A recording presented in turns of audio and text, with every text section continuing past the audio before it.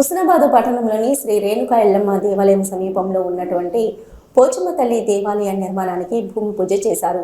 మంత్రి పొన్నం ప్రభాకర్ తన సొంత ఖర్చుల నుంచి 10 లక్షల రూపాయల వ్యయంతో పోచమ్మ దేవాలయ నిర్మాణం చేపడుతున్నట్లు జిల్లా గ్రంథాలయ చైర్మన్ కేడం లింగమూర్తి తెలిపారు.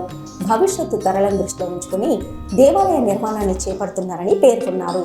అందులో భాగంగానే ప్రఖ్యాత శక్తిపీఠమైన రేణుకా ఎల్లమ్మ దేవాలయాన్ని అభివృద్ధి చేస్తున్నారన్నారు. ఇక రేణుకా ఎల్లమ్మ, పోచమ్మ తల్లి దేవాలయాలు అతి పురాతనమైనవని వెల్లడించారు. శ్రీ రేణుకా ఎల్లమ్మ జాతర ప్రారంభమవుతుందని, కోరిన కోరికలు తీర్చే కొంగు బంగారంగా అమ్మవారు ప్రసిద్ధి చెందారన్నారు. ఈ జాతరకు తెలంగాణ రాష్ట్రం నుంచి కాక మహారాష్ట్ర, కర్ణాటక, ఇతర రాష్ట్రాల నుంచి భక్తులు అధిక సంఖ్యలో వచ్చి స్వామివారిని దర్శించుకొని మొక్కులు చెల్లించుకుంటున్నారు. ఈ కార్యక్రమంలో దేవాలయ అర్చక సిబ్బంది, గ్రంథాలయ chairman కేడం Lingamurthy, society bank chairman Bolisetti Shivayya, Chittari Ravinder, ఆకుల వెంకన్న, పూదరి లక్ష్మీనారాయణ గౌడ్, పచ్చిమట్ల శ్రీనివాస్ గౌడ్, పూదరి శ్రీనివాస్ గౌడ్, వరప్రసాద్ గౌడ్, శ్రీకాంత్ గౌడ్, కొత్తపల్లి అశోక్ మరియు పుర ప్రముఖులు పాల్గొన్నారు. శ్రీ అమ్మవారి సేవలో పి కిషన్ రావు, కార్యనిర్వహణ అధికారి, రేణుకా ఎల్లమ్మ దేవాలయం, హుస్నాబాద్ టౌన్. 1-2 కోట్లతో డెవలప్మెంట్ వర్క్స్ అయితేనే అందులో ఈ పోచమ్మ అంటే గ్రామాలలో మన తల్లిదండ్రులు పిలిచే నల్ల పోచమ్మ అనే ఈ దేవాలయాన్ని కొద్దిగా డెవలప్ చేయాలి. రోడ్డు కూడా వెనకకెళ్ళి వస్తుంది కాబట్టి హుస్నాబాద్ అప్పుడు గ్రామం, ఇప్పుడు పెద్ద పట్టణం, షట్టర్ లైటింగ్ కూడా వచ్చే అవకాశం ఉంది కాబట్టి నూతనంగా మళ్ళా మంచి దేవాలయం నిర్మించాలని మన ప్రభాకర్ అన్న తన సొంత ఖర్చులతోని 10 లక్షలతోని ఈ నిర్మాణం చేద్దామని ముందుకొచ్చారు. ప్రత్యేకంగా వారు కూడా ఇవాళ వచ్చేది ఉండే వెలువడలో ఇదే దేవాలయ కార్యక్రమంలో పూజలలో ఉన్నారు కాబట్టి మనం అంతా వచ్చి సామూహికంగా ఒక అందరం కలిసి భూమి పూజ చేసినాం. వేద మంత్రాలతోని, అర్చకులతోని, తర్వాత అయ్యగారులతోని కార్యక్రమం నిర్వహించడం. ప్రతి ఒక్కరం ఇక్కడ ఈ దేవాలయాన్ని మనం అభివృద్ధి చేసుకోవడం కోసం మనం ముందుకు రావాలి అని ఈ సందర్భంగా అందరికీ పిలుపునిస్తూ స్వాగతిస్తూ, దేవాలయానికి చుట్టూ కూడా మన కాంపౌండ్ వాళ్ళు, గేట్లు కూడా నిర్మాణం జరుగుతూ ఉన్నాయి. అంటే భవిష్యత్తులో ఇక్కడికి కర్ణాటక నుంచి, మహారాష్ట్ర నుంచి, మధ్యప్రదేశ్ నుంచి, హైదరాబాద్ నుంచి కూడా ప్రతి సంవత్సరం వస్తారు. ఈ సంవత్సరం కూడా వస్తారు. ఇప్పుడు మే నెల ఇక్కడ పెద్ద జాతర ఉంటుంది, ఒక 4 రోజులు మాసింగాల పున్నమని. ప్రత్యేకంగా ఆ కార్యక్రమాలు నిర్వహించడానికి భవిష్యత్తులో అన్ని వసతులు ఉండాలని మన ప్రభాకర్ అన్న గారు, మంత్రివర్యులు ప్రయత్నం చేస్తున్నారు. కాబట్టి మనం అందరం సహకరించాం. ప్రత్యేకంగా ఈ గుడికి ఈ ఊళ్ళో ఉండేటువంటి అట్ల సోదరులు పూజారులుగా వాళ్ళు నిర్వహిస్తూ ఉంటారు. అందరూ కలిసి ఉందాం, అందరం దీన్ని అభివృద్ధి చేసుకుందాం. మతాలకు, ప్రాంతాలకు అతీతంగా మనం ప్రత్యేకంగా పూజలు చేద్దాం.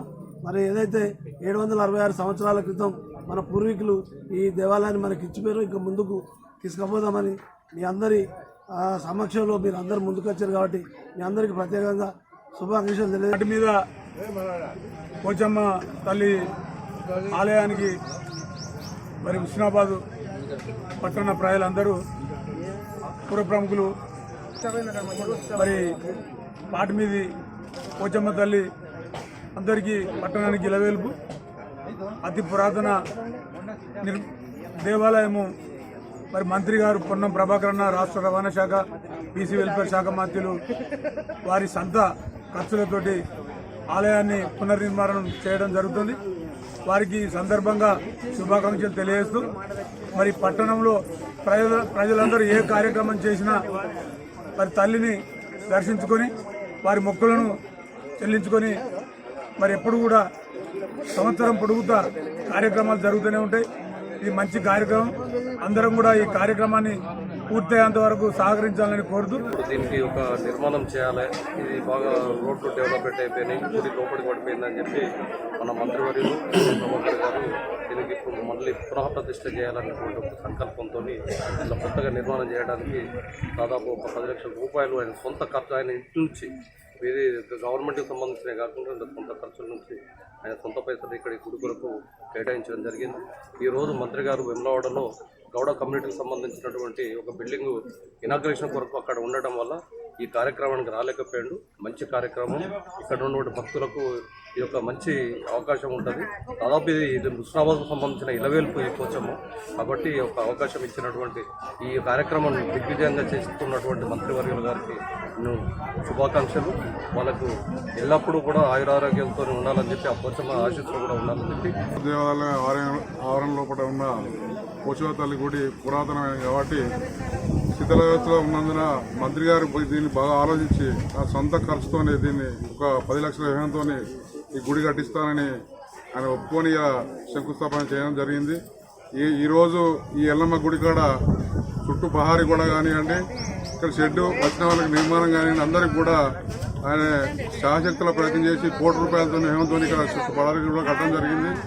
అతనికి మా అందరి గౌరవ సంఘం తరఫున కానివ్వండి, మా ఉస్మానాబాద్ ప్రజలందరి తరఫున కానీ వారికి ప్రత్యేకంగా ధన్యవాదాలు తెలుపుతాం. మరి తెలంగాణ రాష్ట్రంలోనే ఒక ప్రత్యేక గుర్తింపు తెచ్చుకున్నటువంటి మా గౌడ కులస్తుల ఇలవెల్పు దైవం మరి శ్రీ రేణుకా ఎల్లమ్మ తల్లి ఆలయ ప్రాంగణంలో గౌరవనీయులు స్థానికంగా ఇక్కడ ఉస్మానాబాద్ నియోజకవర్గం నుంచి ఎమ్మెల్యేగా పోటీ చేసి గెలుపొంది ఇవాళ రాష్ట్రంలో కీలక శాఖ మంత్రిగా ఉన్నటువంటి పున్నం ప్రభాకరన్న గారు ప్రత్యేక చొరవ తీసుకొని మరి ఇక్కడ పోచమ్మ ఆలయం సంబంధించి కూడా వారి సొంత నిధులతోనే ఆలయాన్ని నిర్మించడం, అదేవిధంగా భవిష్యత్తులో కూడా ఈ ఆలయ నిర్మాణానికి సంబంధించి సుమారు 18 కోట్ల రూపాయల వ్యయానికి సంబంధించి కూడా వాళ్ళు ఎస్టిమేషన్లు కూడా తయారు చేసుకోవడం జరిగింది.